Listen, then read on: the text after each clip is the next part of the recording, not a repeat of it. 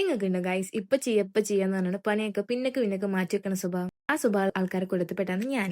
ഈ ഡ്രസ്സൊക്കെ എന്റെ അമ്മച്ചി ഉച്ചക്ക് കൊണ്ടേ വെച്ചതാണ്, മടക്കി വെക്കാൻ വേണ്ടിയിട്ടാണ്. പക്ഷെ എന്റെ ഒരു മടി അതിന് സമ്മതിച്ചിട്ടില്ലായിരുന്നു.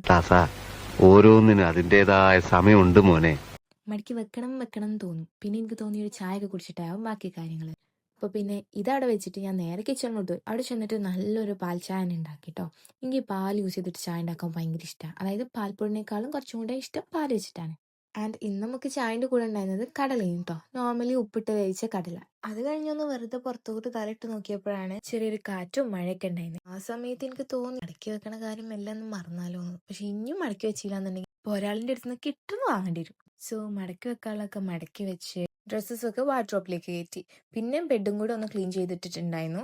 പിന്നെ എനിക്ക് കുറച്ച് വർക്ക് ബാക്കി ഉണ്ടായിരുന്നു, കുറച്ച് കാര്യങ്ങളൊക്കെ എഴുതി വെക്കാനും. പിന്നെ current I am working as a online tutor. So അതിന്റെ കാര്യങ്ങളൊക്കെ ഞാൻ പ്രിപ്പയർ ചെയ്ത് വെക്കാറുണ്ട്. പുറത്ത് നോക്കുന്നവർക്ക് ഇത് ചിലപ്പോൾ ചെറിയ കാര്യമായിരിക്കും, പക്ഷെ ഇങ്ങനെയുള്ള കുഞ്ഞു കുഞ്ഞു പ്രിപ്പറേഷൻസ് ആണ് പിന്നുള്ളതിന്റെ കാര്യങ്ങളൊക്കെ കുറച്ചും കൂടി ഈസി ആക്കാറുള്ളത്. പിന്നെ അതൊക്കെ കഴിഞ്ഞ ബുക്സ് ഒക്കെ എടുത്തു വെച്ചിട്ട് ഞാൻ നേരെ നിസ്കരിക്കാൻ പോകും. അപ്പോഴേക്കും ബാങ്ക് കൊടുത്തിട്ടുണ്ടായിരുന്നു. നിസ്കാരം ഖുറാനത്തൊക്കെ കഴിഞ്ഞ് കഴിഞ്ഞാൽ പിന്നെ എനിക്ക് ട്യൂഷനാണ്. പക്ഷെ എൻ്റെ കയ്യിൽ കുറച്ച് സമയം കിട്ടിയപ്പോഴുണ്ടായിരുന്നു ആവിൽപ്പായ ഞാൻ അടുത്ത് കഴിച്ചിട്ടുണ്ടായിരുന്നു. ട്യൂഷൻ കഴിഞ്ഞ് കഴിഞ്ഞാൽ പിന്നെ ഞാൻ നേരെ ചെന്നിട്ട് ഡിന്നർ കഴിക്കും. സോ നല്ല ഉഷാർ ചോറും കഴിച്ചു. അപ്പോൾ അത്രേ ഉള്ളൂ.